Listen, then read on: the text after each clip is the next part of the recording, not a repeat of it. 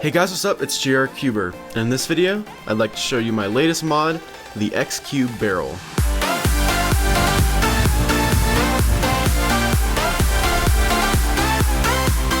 So this is my latest creation. I haven't done a mod in a long time. I haven't really uploaded a mod video since the 10x10 barrel, which was quite a while ago. But anyway, this is my latest puzzle, and it might be a little bit hard to tell right off the bat what the base cube was, but it's actually one of these. So basically I just took that and then rounded it into the shape of a barrel, and it looks like this. And I think it looks really nice. This is a very, very cool puzzle. And there's definitely some very interesting things about the solve with this as well. But I'll get into that later. First thing, let's do some turning. It turns very well, actually. I wouldn't say it turns any better than the X-Cube does, but I also haven't lubed it yet. So just with no lube, it actually is pretty smooth. It does catch a little bit, but it's really not that bad at all. It's a little bit more noticeable during solves, but again, it is a little bit loose right now, so maybe if I decide to lube it, then I will tighten it up a bit, and that might help. But yeah, let's just go ahead and do a checkerboard. So as you can see, all of these little curved faces turn. It's really cool. I really like the way this turned out.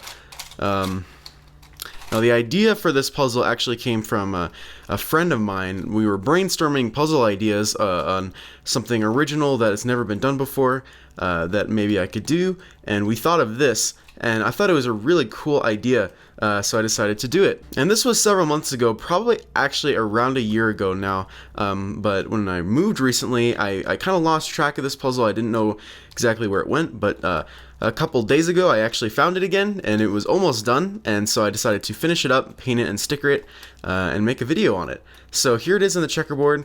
So yeah, I just stickered it with my normal color scheme, and I think it looks really nice. Now the one gripe I have with it is that the spray paint that I used is a bit old, and it's probably not that great anymore. It's not really sticking to the plastic that well, and it tends to rub off onto my fingers and then onto the stickers, which is why some of these stickers have some marks on them, which is a little bit unfortunate. If it gets to a point of starting to ruin the stickers, I might just actually take these off, spray it with a new spray paint, hopefully see if I can fix that problem, and then re-sticker it, and that should be good. But as for now, it's not that big a deal. It's just sometimes the stickers can start looking a little bit dirty, but overall I think the puzzle looks pretty nice. Now some interesting things about the solving process of this puzzle is that there is no parity. Now I don't remember much about the actual X-Cube and how that one solved. I only solved it a couple times when I had it, and I don't have another just regular one. But what's interesting about this is when you get to kind of last two centers, because basically the way you solve this is you get this white face, and then you get this yellow face, and then you solve these little faces here almost like 5x5 centers. It's kind of how it works, but you just have to deal with these little colors right here, which isn't that big of a deal. But because of the shapes of the pieces and how we've reduced all of the pieces on this side to one color, it means that there is no parity. So let's say after you finish doing your last center algorithms to get the right shape, and then you end up with something like this.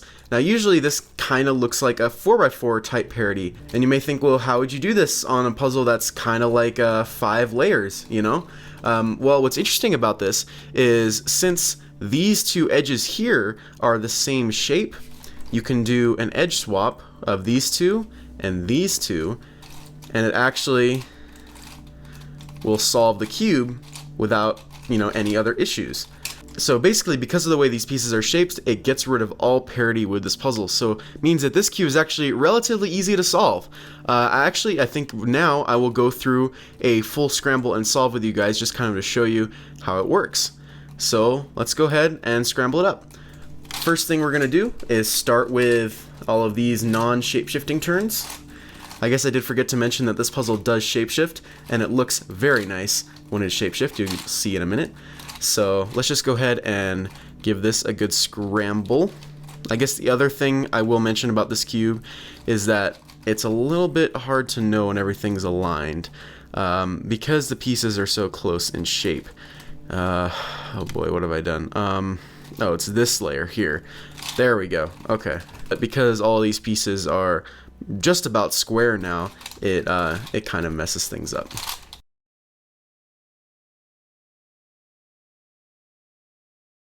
So let's go ahead and start shapeshifting. I'm gonna go ahead and turn this layer here and this layer here, and then we can start. Here is the full scrambled cube. This is what it looks like. I really like the way this looks. Anyway, let's go ahead and go through a kind of a walkthrough solve and take a look at how this cube works. So the first thing is we're going to want to get the white side. So you can kind of just insert all the cross pieces. It's not really, you know, anything particular about the way you have to insert them or anything. You don't have to match it up with the center colors or anything. You just have to get, you know, however you want to get the white face.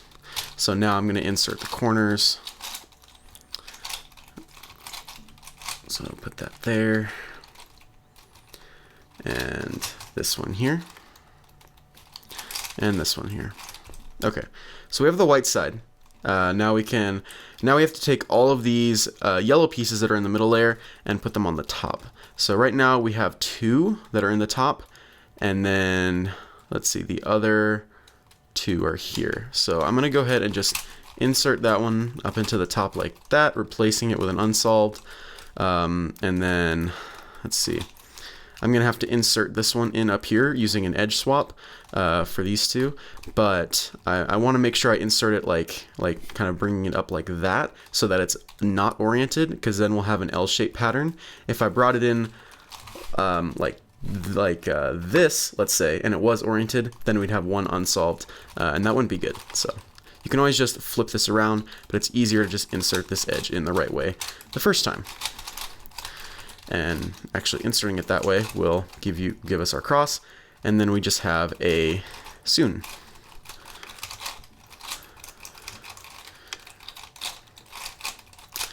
Oh, and it looks like we messed up somewhere. That's not good. Actually, we should be able to just kind of insert that corner in. There we go. Okay.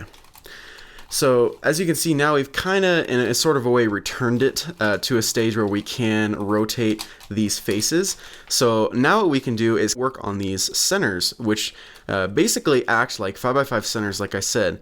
So let's start on blue, and we'll make this bar through the middle here. You can see that this edge has already been paired up with the center. We got to make sure the center is oriented properly as well. That's another thing.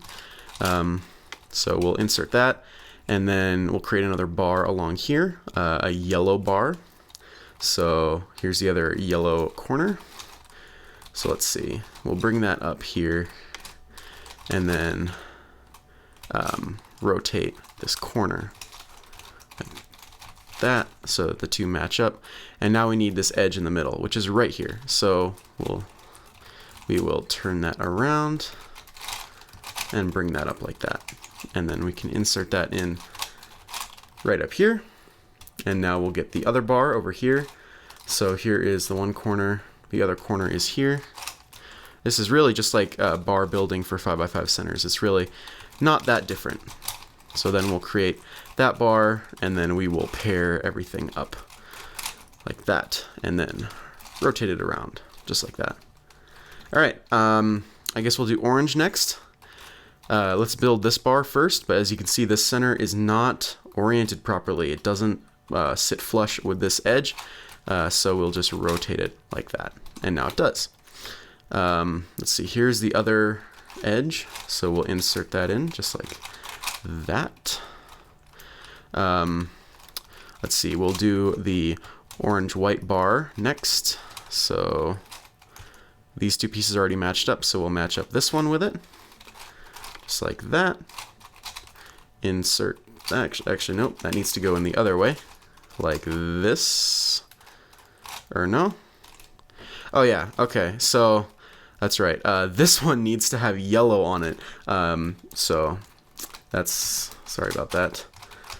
Let's go ahead and bring out a yellow edge. Just like that. And you can really insert it in either way. It really doesn't matter. So I'm having a little bit of trouble with this last bar here, but I think we're gonna get it. There we go. Insert. Oh, nope. Gotta bring it in like that, and then like that. Okay. So now we're on last two. So this is kind of like last two centers. Now I'll go ahead and solve green, but red will not be solved after I've got green, and all the colors will kind of be jumbled up. But we can fix that pretty easily. Anyway, we've got our first bar here. Let's go ahead and let's see.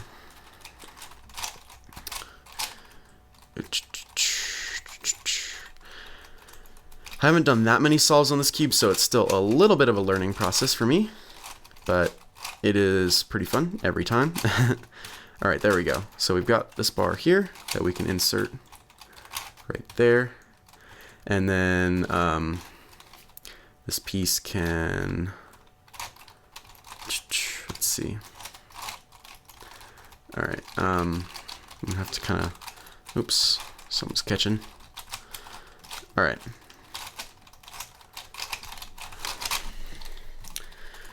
What's going on here?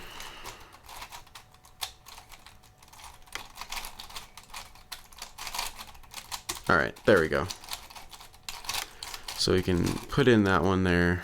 Oh no. All right, you know what? Here we go. There we go. Now we can go ahead and insert in that one and then put that in right like that. There we go. Okay. So now, as you can see, this layer is kind of got some work to do on it. Basically, the way we're going to solve this is just using cuboid algorithms. So the first thing we'll do is get the cross. As you can see, we have an L here. So instead of doing our usual L algorithm, what we're going to do is switch these two edges with an adjacent edge swap, which looks like this. Now, as you can see, that creates parity, but we don't have to worry about parity, like I said earlier. So now we'll do a corner swap.